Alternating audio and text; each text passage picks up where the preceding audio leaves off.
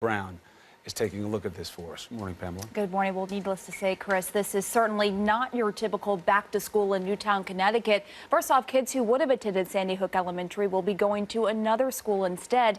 And students at all the schools in Newtown will be greeted not only by their teachers, but also more armed guards. And for many families there, this time of year is a solemn reminder. It's still day to day, and we have better days than others. As Mark and Jackie Barden send their two children, 11-year-old Natalie and 13-year-old James, back to school in Newtown, Connecticut, it's yet another painful reminder of what's missing. This will be our first time back to school without Daniel. Daniel was one of 20 children and 6 educators killed during the horrific shooting spree inside Sandy Hook Elementary last December. The Bardens still struggling with what were once joyous occasions. We don't know how we're going to deal with Thanksgiving this year. And then, of course, all of December, all of that is just coming, and I'm not even wanting to think about it.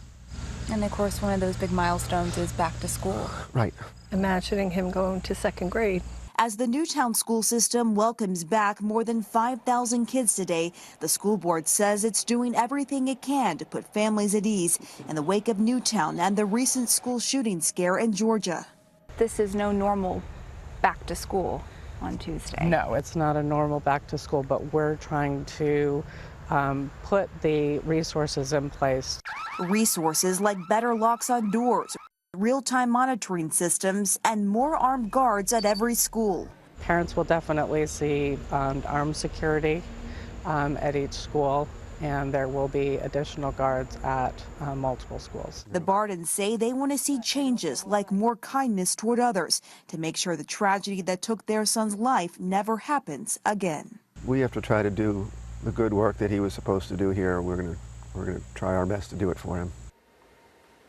And talking about the good work, the Barden family gave me this bracelet here. What would Daniel do? And the whole idea of that is to show acts of kindness day to day for people. And we talked about safety changes, and more are expected to take place in Newtown schools over the course of the year. It's not just Newtown, by the way. School districts across the country are adding more armed security guards to their schools, especially elementary schools. That's a big change. And at least 3 states have recently passed laws allowing teachers to be able to carry handguns on campus. And of course, Chris, some of these changes are controversial. Yes, the armed guards. We know we have them in colleges. We know they have them in high schools. And then on the elementary level, that's the question. What did you get the sense there in terms of how the community feels about having the armed presence? Well, I can tell you there's definitely mixed reaction to this. The Barden family, for one, they said, you know, they're concerned that having more armed guards, especially at elementary schools, might alarm the kids, might just be a reminder of, you know, why they have to be there. So there was some concern among the parents. I did ask the school board chair about that, and she told me that these officers have been trained to talk with the kids so that they're not too alarming when they show up for school today. But certainly there's mixed reaction. The Barden family, for one, thinks that it needs to start within the school, talking about, you know, showing acts of kindness and more social awareness. That's the biggest change they want to see. Obviously, it's controversial, but they had enough votes there. We're seeing in other states they're moving in that direction because there's so much pressure to keep our kids safe. Absolutely. Pamela, thank you very Thank much. you. Touching.